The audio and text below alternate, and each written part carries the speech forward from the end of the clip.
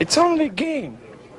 Why you have to be mad? What is up, heroes of Dominion? My name is Charlie. This is Hero Wars Central, and in this video, we're going to talk about the Morrigan rework. We're also going to talk about when I think this event is actually going to take place, because I think that we are getting an event for this, but maybe we're not. Stay tuned till later on, and we will discuss it in greater detail. Now, before we get into this, we will be discussing this a whole lot more with team strategies and, you know, where we might find her now in my live stream later on today. We live stream Monday through Friday. That is 12 p.m. Central Time, 5 p.m. UTC. I hope to see all of you there. Now on to her rework. So all 4 of Morrigan's skills were reworked, and they all seem to be better. There are some small changes that I want to make everyone mindful of. Just some different points that I want to bring up. Starting with her ultimate, this is where she summons a handful of skeletons. Now she summons more skeletons. She can control more skeletons. The skeletons have higher armor and magic defense,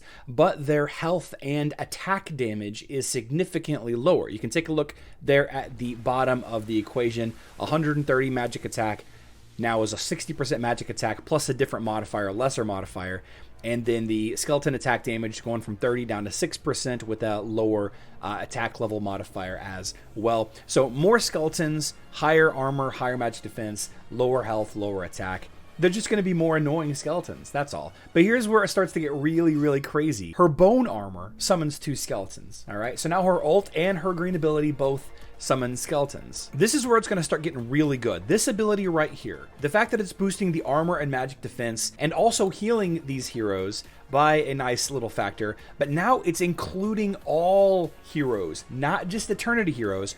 Of course, the skill effectiveness is halved, so it's a 25% magic attack bonus for the healing. It's a little bit less armor, a little bit less magic defense for everybody, but it's not just Way of Eternity heroes. It's all heroes, not just her skeletons and Corvus and, you know, Kira and all of that. This is going to see her, along with the rest of her skills that we haven't talked about, we're going to start seeing her in a lot more defensive lineups just because of this. On to the blue ability. You didn't think you had enough skeletons? Well, the blue ability now also summons skeletons. Now, the blue ability, this was the undead ally heal. This has been completely scrapped in favor of summoning more skeletons and applying what's called an empathy effect. Now, what this does is this spreads out damage that allied Eternity heroes take. So your Corvus, for example, anytime he takes damage, the damage is spread out to all skeletons. If you have 5 skeletons, that damage is going to be spread out to 5 of them. You get the point. The stronger the skill, the more effective the damage spread is going to be.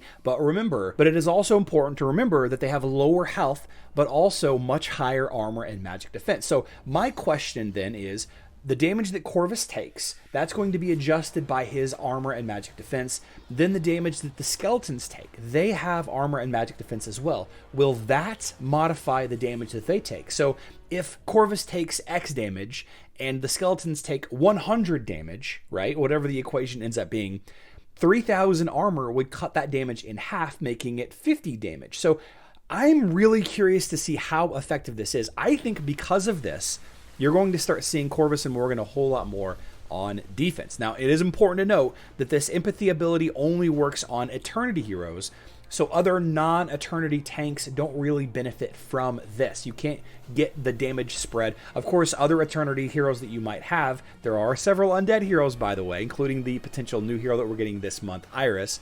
Any damage that they take will be spread to your allies as well. And can't forget about how weak Kark is to certain damage types. I am loving this change.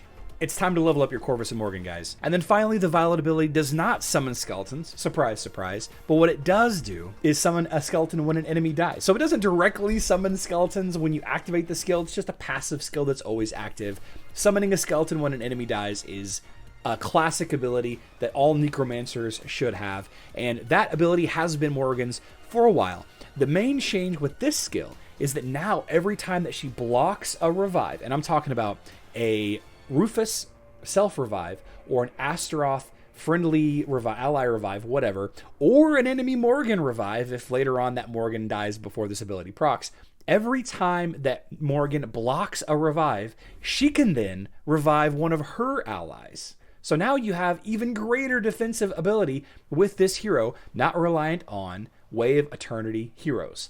So you can stick this Morrigan hero into literally any lineup. If she blocks an enemy revive, she gets a revive for her team. How strong is this going to be on defense? I am very excited about this. Now, we don't know 100% for sure that there is going to be a Morrigan brawl in the next little bit, but we do know 100% for certain that Loadrunner has data mined that on June 15th, there's an exchange for coins for a merchant. You guys know how at the end of a lot of longer events, they add on one final day for you to spend your currency.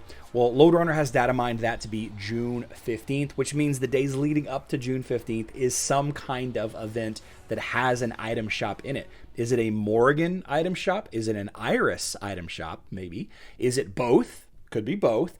Is it a brawl? What kind of event is it? We're not sure just yet, but it is possible. It is possible that this event is going to go live sometime in the next couple of days, but it might go live tonight. I think that we would know by now if it was going to go live tonight. Maybe it's going to go live tomorrow night. I can tell you, I can promise you 100% that once we find that information out, I will be sharing it with you all. I cannot wait. Guys, earlier on, I said that the Way of Eternity tribe was going to be the most improved, the one that has the most opportunity for 2022, and I think with this change, we're starting to see that come to fruition. Of course, it's just my opinion. We'll have to see how it actually works out when these skills do go live. By the way, not 100% sure when these skills changes go live. They might be in-game right now, for all I know. I don't know. Don't forget to come to my live stream where we chat more about this all. I love you all. Good luck in Dominion.